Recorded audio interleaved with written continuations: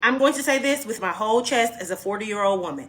When I was in high school, the boys were taking us to movies and to a dinner for Okay. dates in high school. In high school, you got a picture show and Applebee's at 16. One of my teenage nephews recently took his girlfriend to a steakhouse on a date. Saved his little money, took his girlfriend to a steakhouse on a date.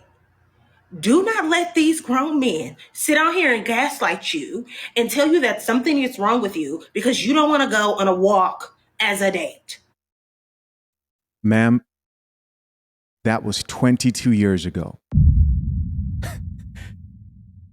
Back when the most simp genre of music was some of the most popular music, which I loved it, R&B.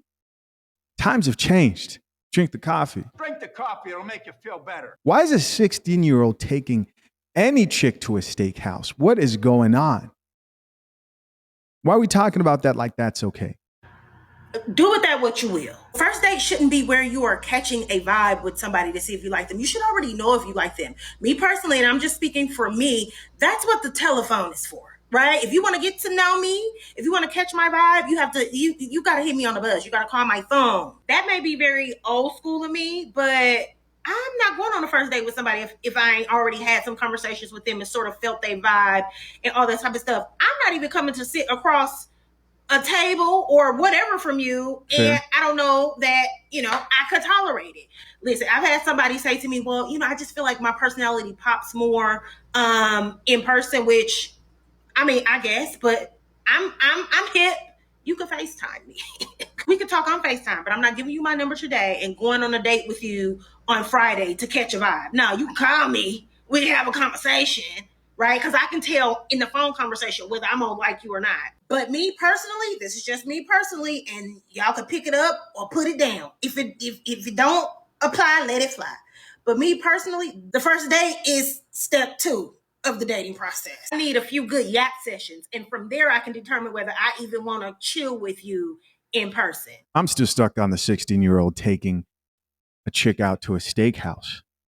And she's proud that she's raising up a young man who has to deal with that type of pressure. Jeez. Steakhouse. Am I tripping for focusing on that? Because I remember when I was coming up, you meet at the park. You're definitely chilling at the park. A walk was cool. A movie was definitely like standard. Go get some food, you know what I mean? But a steakhouse, saved up for a steakhouse, and you think that that's good. You think that it's good that a young man who really should be focused on other things and raising up money to take a chick out on a steakhouse so much, man. He could start investing young. He could start investing in himself younger so that he can make more money. Being proud of that. Like these chicks, man, they'll raise up, I bet you it's a single mother. They'll raise up these young guys to simp and pander. And then he gets older, they're wondering, well, why can't he provide? And what's going on? It's because you've been teaching him to put all his time and attention into treating a woman right instead of getting himself right. And I'm going to tell you right now, if you're the type of man that's like, oh, I don't really like talking on the phone, you ain't my person, no way. Because I'm a yapper. I like to yap. I like to yap on the phone. I like to yap in person. I like to yap. I like a man that got something to talk about. I had an ex who, like the rest of women we know. I'm sorry, you're all yappers. That's it. Gentlemen, am I right or am I right? Comment down below. mom told me, because I asked her like what keeps her and her husband like together after so many years, and she was like, I love to talk and he loves to talk, and we never run out of things to talk about. Right? We come home, we talk about work, and then we talk about a million other things, and it feels like something new every day, even though sometimes we talk about we telling each other the same stories over and over again. It never feels old. I'm very much like that. So this could be very like specific to me and my personality. But like I said, if you picking up what I'm putting down, then pick it up. If you're not, leave it where it is. I'm not going to argue with you in the comments. If you are okay with it, that is fine. Go on the walk. But if you feel like a walk, coffee, or any of that stuff is low effort. Oh, nope. Nope, she messed up. I heard it. I knew it was coming. Right. I heard the coffee. Highly offended. Highly offended.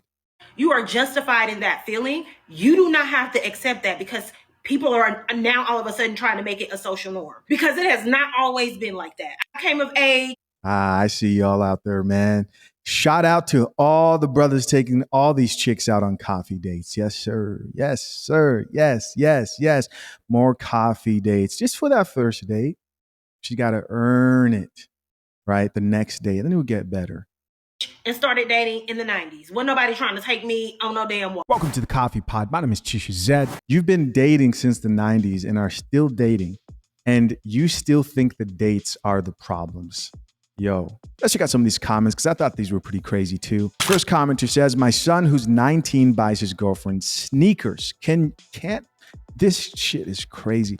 Sneakers, flowers and jewelry, etc. There's no father in that life. To be sitting there raising a son up who's spending his money investing in a girlfriend, buying sneakers, because for her to say sneakers, that means those are expensive sneakers.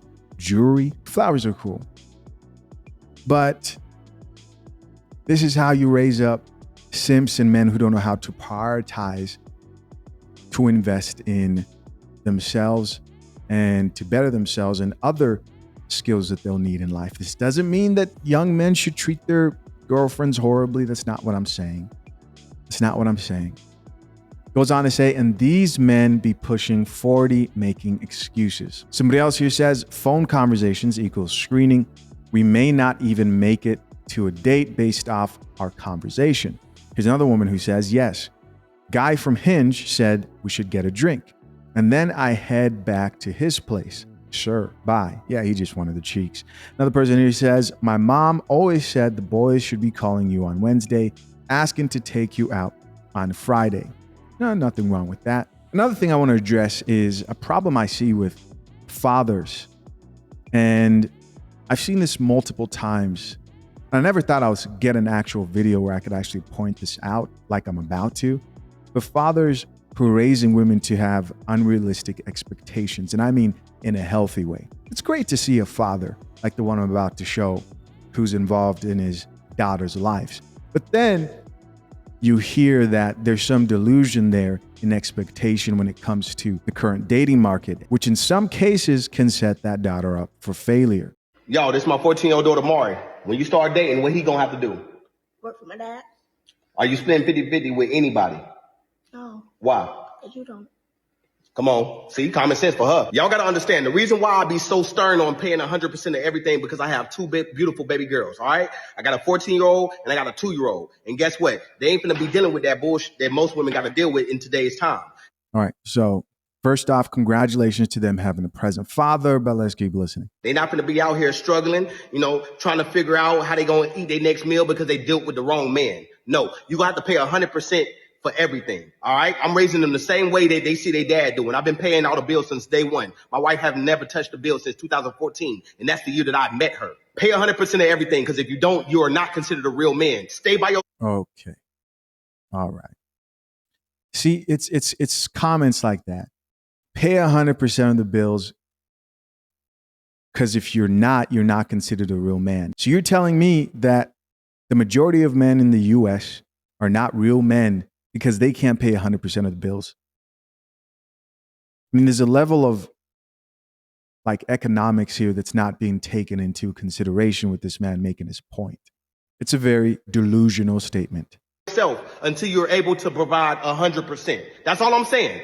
You can't do that. You don't need to be with nobody. The relationship math is if you can't take care of yourself, you damn sure can't take care of this person. Stay by yourself and prioritize yourself. This is why I firmly believe in 100% of everything. Men is supposed to pay 100% of everything, especially if you got baby girls. How dare you say that you ain't gonna do that and women don't deserve this and that? Your daughter should be looking at you like you crazy. We real men, and real men stand up on real men responsibilities, all right? We stand up for what we believe in, and this is what we believe in as real men. This is a real man telling you, pay 100% of the bills and don't consider yourself a real man. Because guess what? It's kids like mine that's actually getting raised actually with that mindset of actually elevating, all right? Comment your thoughts below. Let's get it. You know, it's videos like this that lets me realize that there's really a disconnect between reality and the internet.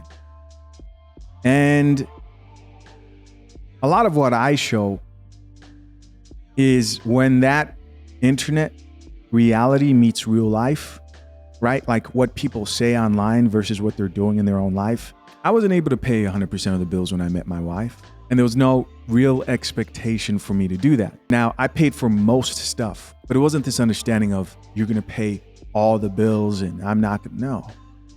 No. Now, things have changed as time goes on, but you want to make sure that you're not with the type of woman who's not prepared for the worst possible case scenario, which is, well, what if things don't go well financially? What happens then, right? And she might have to chip in. Now you're raising up a woman who is thinking, well, this isn't right. I shouldn't have to help at all. You should be paying all the bills. And now you're not a real man because tragedy has struck. It's impractical and it's crazy. It's one thing if you're encouraging your daughter to have high standards. And even if you want her to find a man who pays all the bills and you're saying, hey, this is what you have to do to qualify for a man like me, you know, that's one thing. But to make a crazy comment like, if you're not paying all the bills, then you're not a man, is just being absolutely out of touch.